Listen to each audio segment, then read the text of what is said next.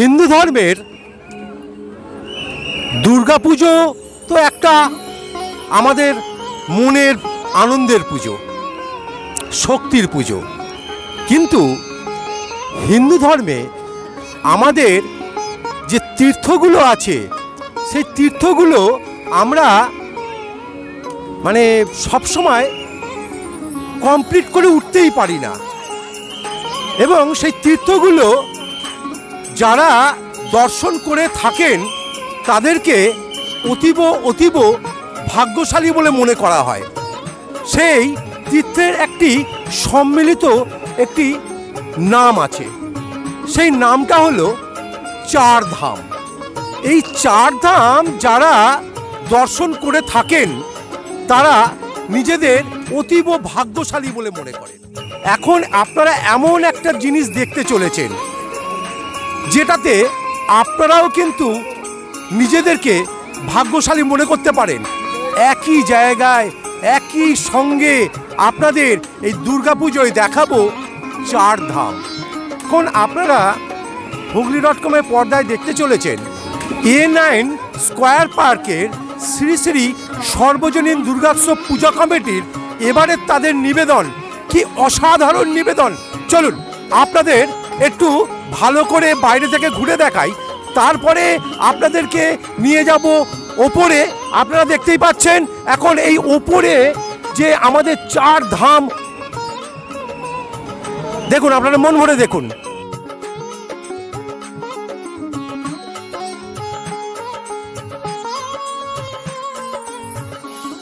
দেখলেন এই চার ধাম কিভাবে এনাদের চিন্তা ভাবনা এলো, কিভাবে সৃষ্টি হলো, তারই কিছু কথা আমি এখানকার এই কমিটির সদস্যদের সাথে একটুখানি কথা বলে নেব, জানার চেষ্টা করব ওনাদের চিন্তা ভাবনা।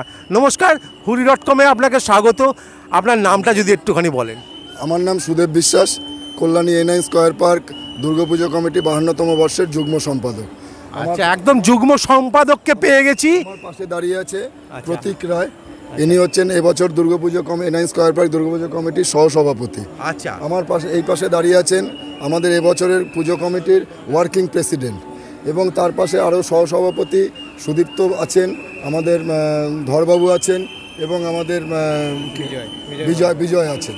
সকলকে আমার তরফ থেকে, হুগলি.com-এর তরফ থেকে শারদীয়ার অশেষ অশেষ শুভেচ্ছা, অভিনন্দন। কয়েকটি কথা, এরকম ধরনের একটা চিন্তাভাবনা চার ধাম কিরমভাবে খুঁজে পেলেন? এই চিন্তাধারাটা কেন আসলো? কেননা আমরা যখন কোনো কাজে নামি পুজোর সময় আমরা একটা ভাবনা নিয়ে নামি, চিন্তা নিয়ে নামি।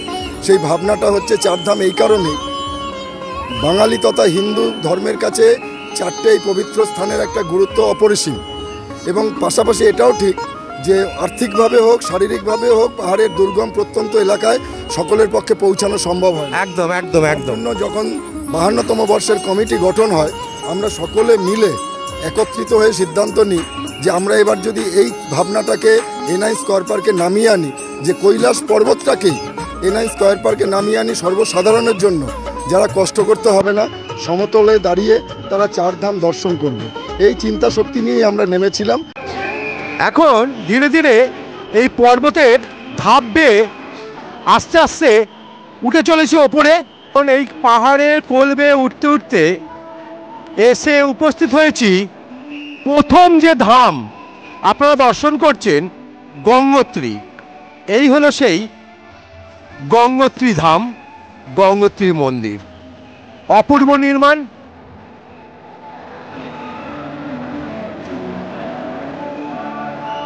একদম যেন সত্যি করে মন্দিরের সামনে আমরা দাঁড়িয়ে রয়েছি, এতটাই সুন্দর নির্মাণ কার্য। গঙ্গোত্রী দর্শন করার পর ধীরে ধীরে পাহাড়ের কোল বেয়ে আরও ওপর দিকে এগিয়ে চলেছি। এর পরের যে আপনাদের ধামটা দর্শন করাবো সেটা হলো যমুনোত্রী। চলুন আস্তে আস্তে আরও ওপরে উঠে চলেছি। এখন আমি প্রায় এই যে মণ্ডপটা নির্মাণ হয়েছে অন্তত করে 40 ফুটের কাছ থেকে 50 ফুট ওপরে উপস্থিত হয়েছি। ওনারা যা দেখিয়েছেন যে পাহাড়, সেই পাহাড়ের ওপরে উঠতে উঠতে আমি এনাদের দ্বিতীয় ধাম যমুনেত্রীতে এসে উপস্থিত হয়েছি।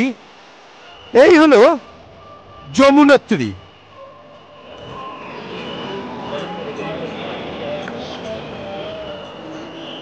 এই পাহাড়ের ওপরে বইতে উঠতে উঠতে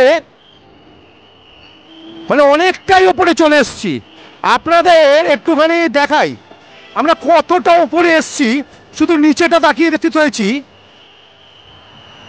এবং মানুষ কিরকম দেখার জন্য এটা ঢল নেমেছে। এখন আপনাদের যে ধামটি দেখাতে চলেছি এটা হলো তৃতীয় ধাম। এই হলো কেদারনাথ মন্দির। এখন আপনারা যেটা দর্শন করছেন এটি হলো তৃতীয় ধাম কেদারনাথ।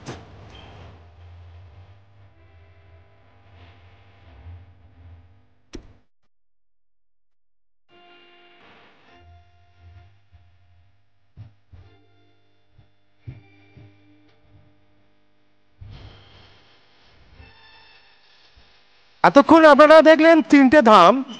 পরবর্তী ধাম মানে চতুর্থ ধাম সেটা হলো বদ্রীনাথ। এখন আমরা উপস্থিত হয়ে গেছি বদ্রীনাথ মন্দিরের সামনে। অপূর্ব সৃষ্টি, আপনারা দেখতে থাকুন।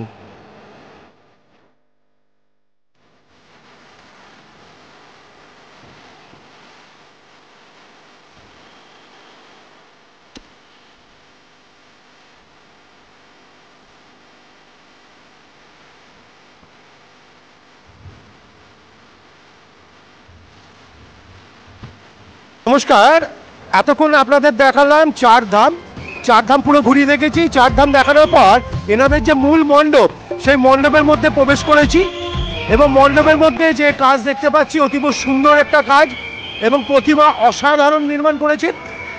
আপনারা দেখুন পুরো মণ্ডপটার মধ্যেই চারিদিকে একটা সুন্দর আবহাওয়া সৃষ্টি করেছেন, ভিতরটাতেও।